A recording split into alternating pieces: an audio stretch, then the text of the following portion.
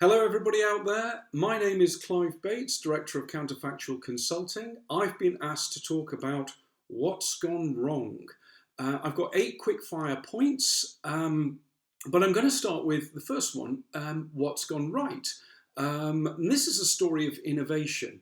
Improvements in battery technology allowed sufficient volumes of liquid to be aerosolized, carrying nicotine, carrying flavors, to create an attractive, popular alternative to cigarettes without the products of combustion and at a fraction of the risk to the users. Should be unequivocal good news, should be seen as a great breakthrough. It's taken off massively. If everyone got behind it, cigarettes would be obsolete within a generation. We'd have won the war against the epidemic of smoking-related disease. But that, unfortunately, is not how it's played out. And that brings me to my second point, which is the concerted, pervasive opposition to this innovation, which I think is mainly down to the fact that this way of solving the problem is not part of the playbook of public health.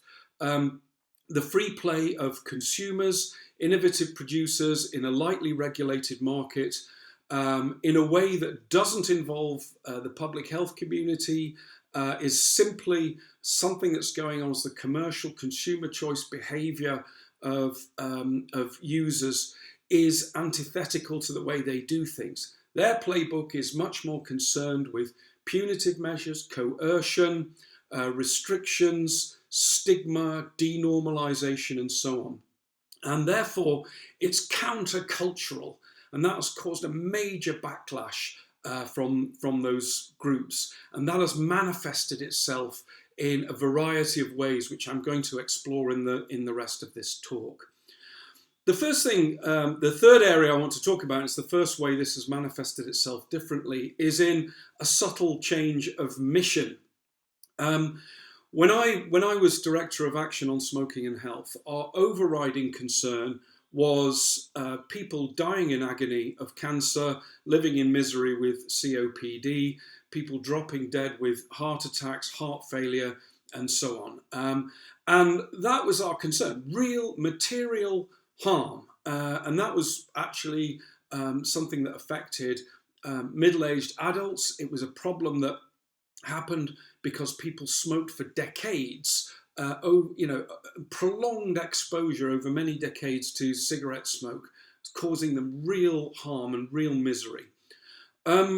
What's changed is less emphasis on that, and in some places no emphasis on that, and a focus on the drug nicotine and youth. Youth is a problem, and obviously young people become smokers and die in the longer run. But that is a big change.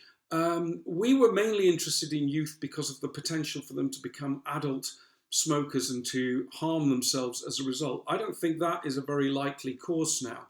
So what we have is now a war on drugs, and the drug in question is nicotine, and the battleground is with youth. And that is a material change from where we were in the past. I think most of that actually is tactical. And it's perhaps because they never liked nicotine in the first place. It was always a war on nicotine. But now that has come to the surface as we have a way of using nicotine without some of the harms that many of us in public health were concerned about in the past. Fourth area I want to discuss is science.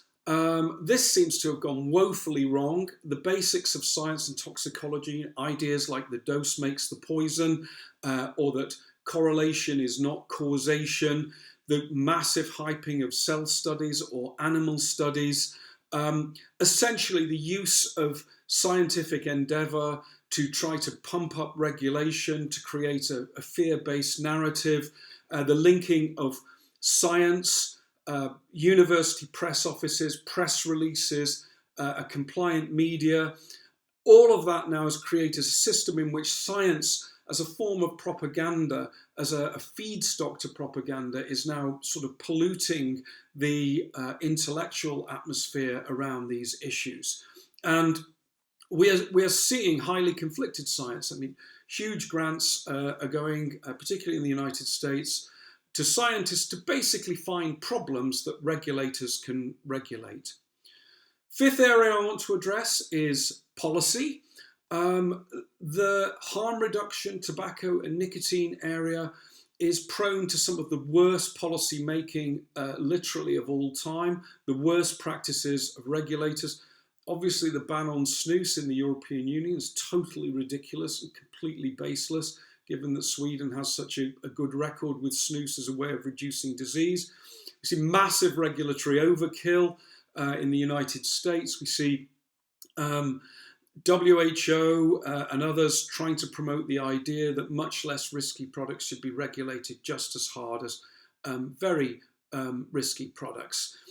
Above all, there has been a failure to do what good policymakers should do, which is to consider impacts, do proper impact assessments, look at and scrutinise for unintended consequences. The unintended consequences in the harm reduction area are always to do with more smoking, and those involve much greater harms than the reduction in relatively minor risks that the regulation is usually intended to address. Massive failure of policy making at all levels, governments, legislatures, international organisations like WHO, and that has been one of the most depressing and dispiriting episodes that we've had to endure.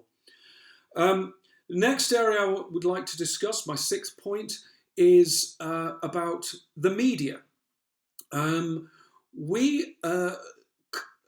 Coinciding with the rise of alternatives like e-cigarettes, heated tobacco products and so on, there has also been a structural change in the media that really coincides with the rise of online, social media, the incredible belt tightening that went on in the media industry after the financial crisis in 2007-8. And that has tended to privilege clickbait news. You used to be able to go to a redoubtable publication like the Daily Telegraph, have an intelligent conversation with the science correspondent or the health correspondent. That, unfortunately, is no longer possible. They are in the market for clicks. They're in the market for engagement. They are measured by metrics that look at how many people click on their articles, how many people post them on Facebook or Twitter.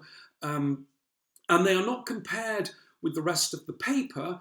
They're compared with all other stories, all other health correspondents that are doing more or less the same thing.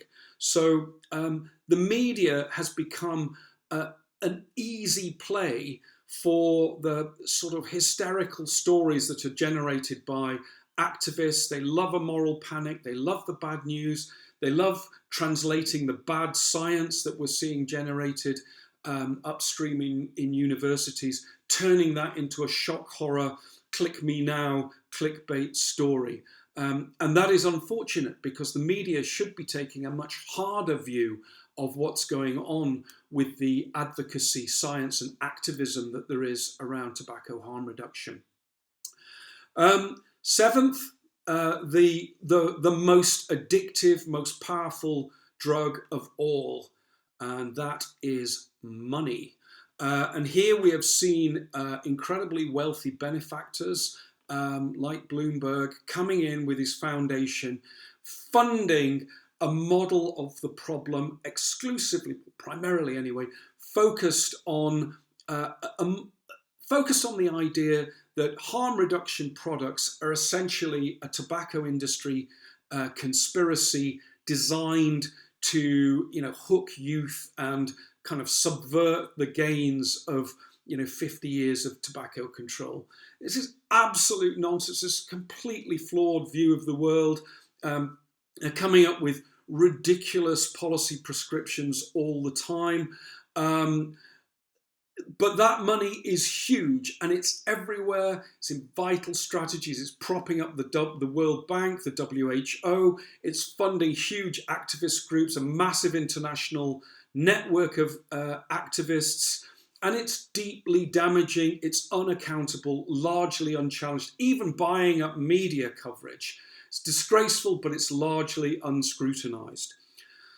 And then finally, maybe our side. I wish we could do better. We've had some great victories. There are some great people out there doing some great campaigning. We did very well in stopping medicalisation of e-cigarettes in the European Union. The American campaigners have been fantastic. There are people fighting this battle all around the world. I just wish we could organise better, form bigger, better, more effective networks. I mean, that is always going on. That is work in progress. And that's what things like the GFN do for us. Things like this meeting, whether in person in Warsaw, mostly in the bar, or online all around the world, hopefully with thousands of people participating. That's what we need more of. Many thanks to everyone for listening. Good luck and enjoy the rest of the conference.